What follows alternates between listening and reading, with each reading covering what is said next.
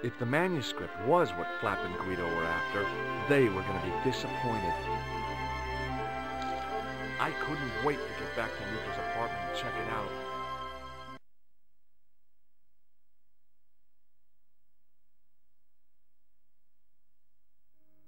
Hi, how are you? Oh, hi. Come in, Josh.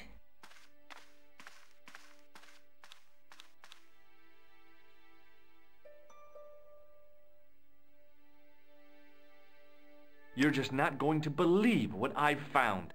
It's not another part of the clown's costume, is it? It's a medieval manuscript. Khan left it in the safe at the U-Boot. It's incredible. Is this what he took from Plantark? It could be, which means it's worth enough to kill for. Look there, two guys on the same horse. Oh, yeah. Maybe they couldn't afford one each. What of it? Have you ever heard of the Knights Templar? Their official seal was an image of two knights sharing a horse. Whatever this manuscript means, it's connected with the Templars. How come you know about these knights? I learned about them while writing an article on the Crusades.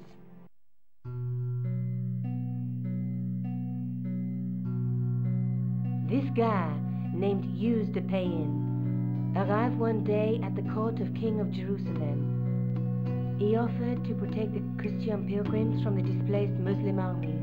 The king would be able to guarantee safe transit to Christians in the Holy Land. Safer journeys meant more pilgrims, and pilgrims meant trade and wealth. The Templars proved invaluable to the king as a mercenary army. It was said that they never asked how many the enemy numbered, just where they were. And as the years went by, the Templars grew in wealth and numbers. They were so rich, even kings came to them for loans. But at the height of their power, they fell foul of the King of France. He rounded them up and turned them over to the Inquisition. Thousands of Templars were subject to torture and confessed to heresy. Of course, at the hands of the Inquisition, there wasn't much they wouldn't confess to. The last Grand Master Jacques de Molay was burned alive. But the treasure of the Knights Templar was never found. Jeez.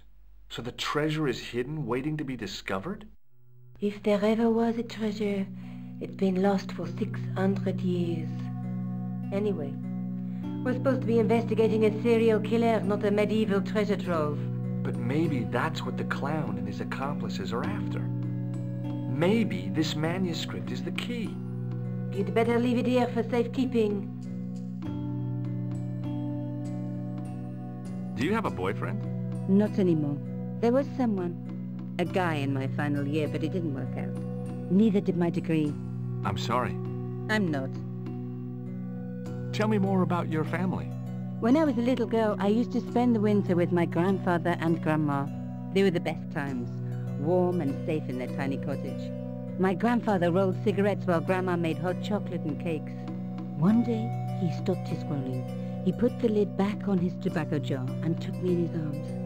I laughed and wriggled, but he hushed me to be silent. With his unshaven chin all scratchy in my ear, he told me his secret. What did he say? He said, I don't smoke, but she likes to think I do. What a weird old man. Don't call my grandfather weird. He was the nicest guy ever. I wish I was back in that cottage instead of this crummy apartment in this noisy city. What are you doing to help trace the killer clown? Research, George. Yeah? You have a copy of the clown's yearbook? I have a telephone and lots of contacts. Oh, well, did you find anything useful? Not yet. I'm employing my first and most useful weapon. What's that? Patience. Oh, I've heard of that. Isn't it a substitute for decisive thinking? Let's take another look at the manuscript.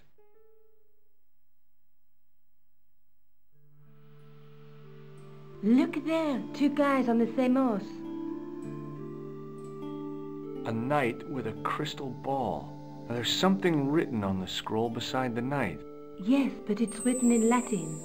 Per disciplinam mea lux videbis. By my teachings, you will see the light. You speak Latin? Where did you learn a trick like that? A trick? I studied law, okay? I can read Latin. My, you're touchy. Tell me that again. There's a guy with a sword and a bull. The only mythological bull I know of is the Minotaur, but he was only half bull. I don't think I'd like to be half a bull, even if it was the bottom half. What's that object between them? It looks like a gem on top of a tripod. There's a guy working on a loom. He's weaving a carpet or a tapestry. Or a duvet cover? It's a clue to a place, I reckon. Somewhere famed for weaving and ships. Where folk live in barrels? It beats copper boxes. There's a woman looking at her reflection in a mirror, but the reflection has 3 hideous faces. She reminds me of the wicked queen in Snow White. She was the one who said, "Mirror, mirror on the wall," wasn't she? She made me cry so much when I was a kid, Mom carried me out of the movie theater. She didn't frighten me in the least. Like I said, I was only a kid. I didn't like the crocodile in Peter Pan either. Let's face it, we need help, George. Someone who knows about these things. Who do you suggest? Indiana Jones? I know a guy who specializes in medieval studies. His name is Lobineau. Huh. Some stuffy old fossil who gets horny over ancient relics, I suppose. Far from it. André isn't the stereotypical professor you have in mind. Where can I find this Lobineau guy? At the Kroon Museum. I'll give you the address.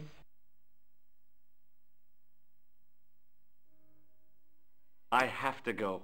Okay. Don't forget to look for Lobineau at the Kroon Museum.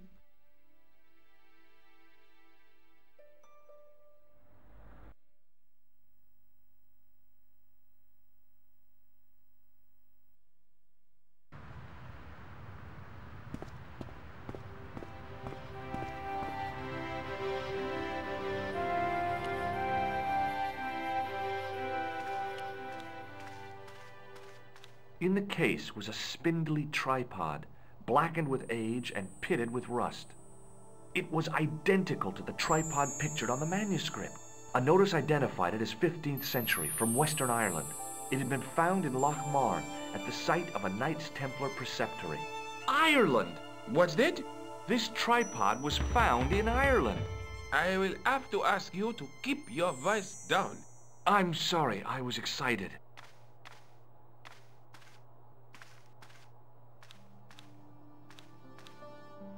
The case contained the tripod shown on the manuscript.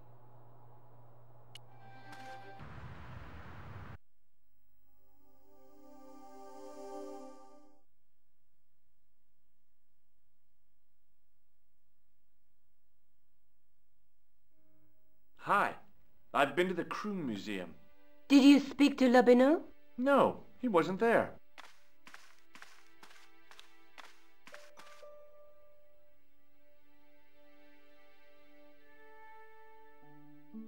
I found the tripod. Where? In the museum. It belonged to the Templars. It was dug up in Ireland at a place called Loch Marne. I have heard of Loch Marne. I read an article about the castle. Take a look for yourself. A popular gossip magazine. You read that rubbish? No, I write it. Professor Nigel Pegram, excavating the medieval castle at Loch Marne.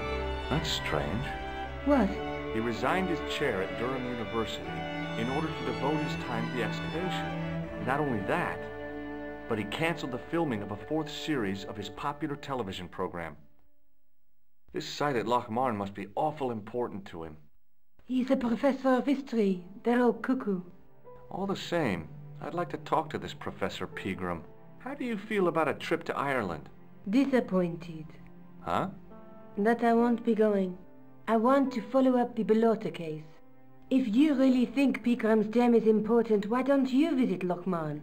On my own? I'm not so sure about that. Where is Ireland exactly?